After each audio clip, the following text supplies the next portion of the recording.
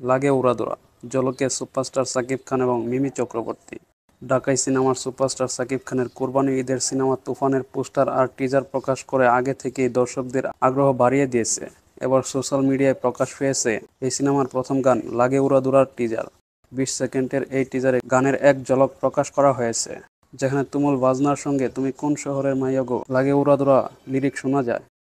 গানের তালে নায়িকা মিমি চক্রবর্তীর সঙ্গে নাচছেন সুপারস্টার সাকিব খান। মুহূর্তের জন্য নাচতে দেখা গেছে গায়ক প্রীতম হাসানকেও। গানের কথা লিখেছেন রাসেল মাহমুদ ও শরীফ উদ্দিন।